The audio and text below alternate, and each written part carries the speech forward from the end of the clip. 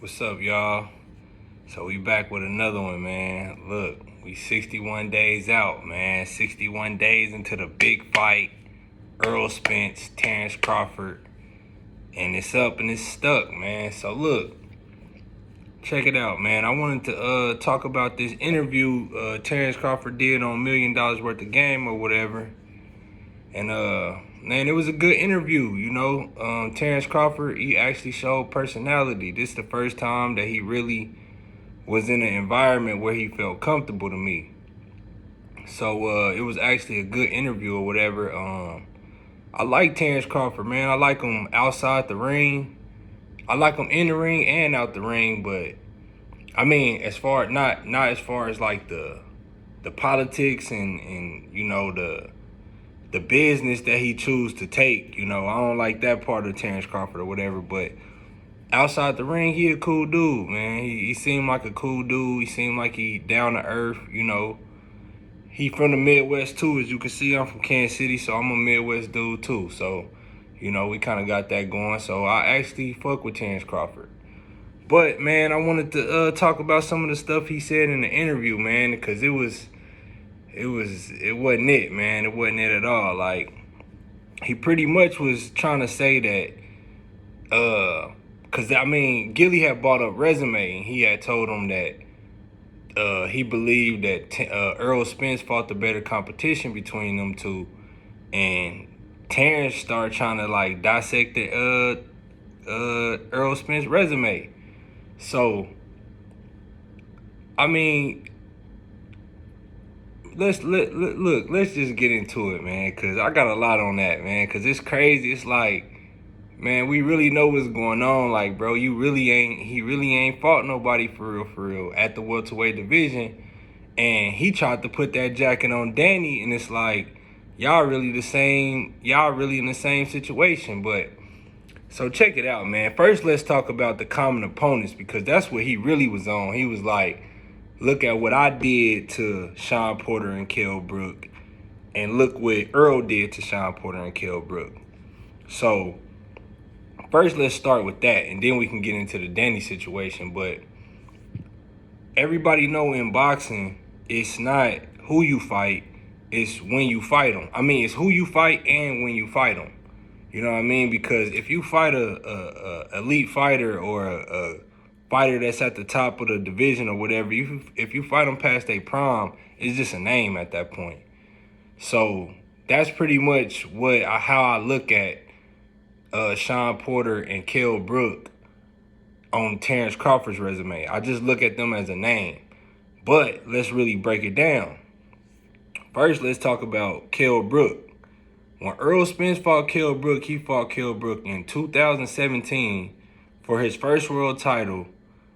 Kell Brook was considered the best welterweight, or arguably the best welterweight at the division, and he was an active champion at the time when Errol Spence fought him. Not only was he a champion, he fought him in his backyard in Sheffield. So when you really think about the mentality of a fighter, as a champion, you gonna fight your ass off to defend your belt. You know what I mean? You're not about to just go in there and just lay down as a champion. And not only was he a champion, he fought him in his backyard. Literally in this man's city, not just in London, but in his city in London. You know what I mean? Where he from. So all his friends and family there. You know what I mean? And you a champion. So now let's look at when Terence Crawford fought him. And he was trying to make the case that he went up and fought Kell Brook, and Kell Brook, you know, smashed him or whatever, and then he moved back down. That was one fight. Everybody knows that when you go to a weight class, you actually have to get acclimated to that weight class by having a few fights at the weight class and never moving back down in weight to actually become that size. You know what I mean? To actually, you know, become a full-fledged fighter in that weight class. He literally just gained some weight and fought Kell Brook, and then went back down to the weight class that he normally fight at when he fought Errol Spence at 47. So Kell Brook was definitely in a way better situation when he fought Kell Brook. When he fought Terence Crawford, he first of all, he haven't made the weight in like 3 years, and he had 3 fights at 154 before fighting Terence Crawford. And the 3 fights that he fought at 54, he wasn't even looking the same. Because not only did Kell Brook smash him, Earl Spence smashed him. They both broke both of his eyes. So Kell Brook was pretty much a shot fighter. He was washed up at the time.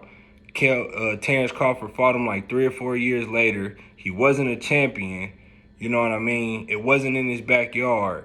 So Kell Brook definitely was a top welterweight at the time and an active champion when Earl Spence fought him.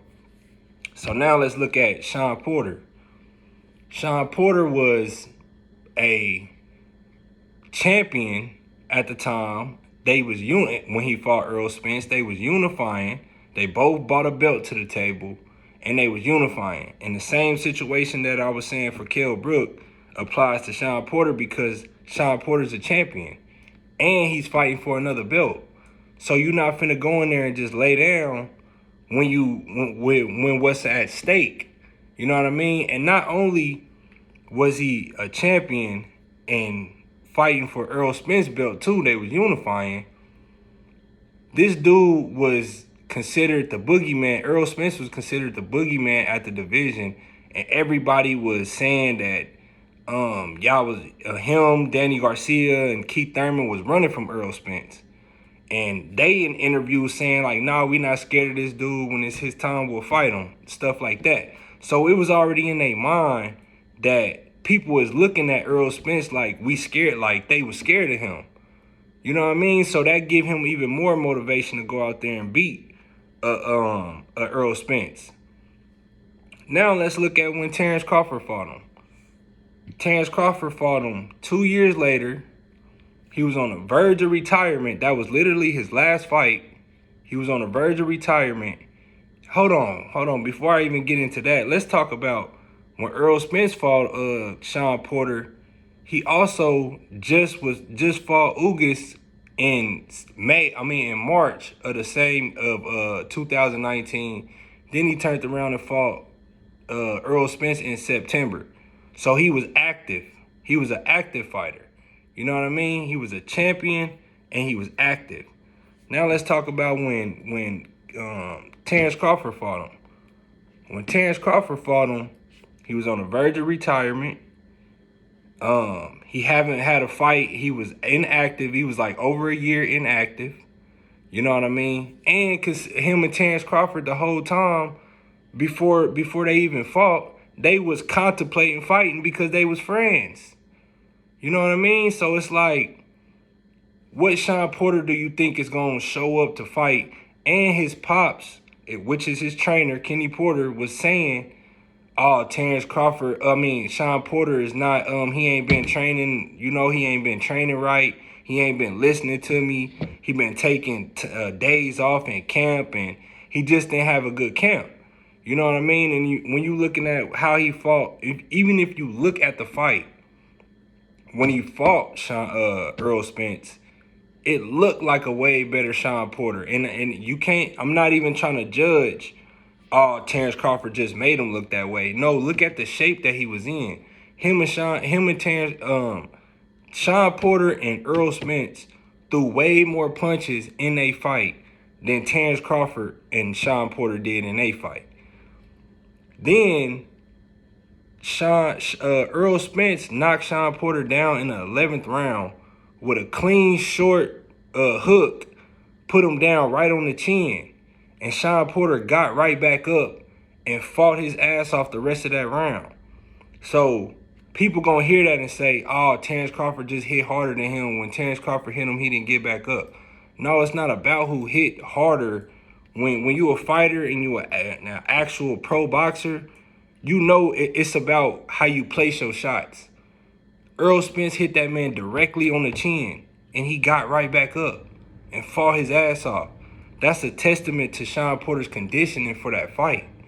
You know what I mean? So it's clear as day who fought them two fighters at the time that they fought them they was much better when Earl Spence fought them. You know what I mean? So I just didn't fuck with that when Bud was trying to say that in an interview or whatever. So then let's talk about how he was trying to discredit Danny Garcia and basically saying that Danny Garcia got a gift belt at welterweight and he didn't beat nobody at welterweight.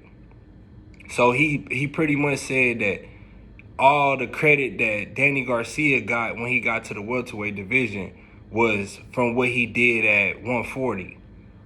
Well, if you look at you, it's the same thing. You beat Jeff Horn and got your belt from Jeff Horn, a nobody. After that, you fought a washed up Kell Brook, which I just broke down how he was washed up. You brought a on his last leg Sean Porter, which I just broke that down, and just a whole bunch of other fighters in between that didn't even really matter. You know what I mean? So then let's look at what Danny did at 140, and let's look at what you did at 140. Well, Terence Crawford fought Julius Ndangu in a unification fight. This man had 2 belts. He brought 2 belts to the table. Like, that's literally a nobody. Danny Garcia fought killers at 140. His resume way better than Terence Crawford's at 140. He fought Lucas Matisse. He fought Lamont Peterson in his prime. You know what I mean? Danny Garcia fought some killers at 140, and his resume way better than Terence Crawford's at 140. So what makes you feel like that since Danny got all his credit from 140 and he shouldn't be looked at as a top welterweight because he haven't fought nobody and he got gifted a belt when the exact same thing happened to you and he has a better resume than you at 140. So I just wasn't fucking with that, man. So but like I said, besides all that, man, it was a good interview. Terence Crawford actually showed personality. You know, Gillian was giving him some pushback, and he was giving it right back to him. So it was an interesting interview, but I just had to come in and check some of that stuff, man, because he said a whole bunch of bullshit, and if you listen to that interview and you believe it, you ain't gonna know. But this is why I'm here, man, to give y'all the real, let y'all know what's up, man. So we 61 days out for the big fight. Tap in. I'm gonna be doing, like I said, I'm gonna try to do a video every day up until the fight. And I'm gonna just give y'all a whole bunch of shit, man, on this fight, man. As things come out, I'm gonna just give y'all my take on them, let y'all know where I'm coming from with it. But like the video, subscribe to the channel, comment, let me know what y'all think, man. Let me know if Bud was capping or whatever, you know. So let me know, man. But subscribe to the channel, subscribe. I'm gone.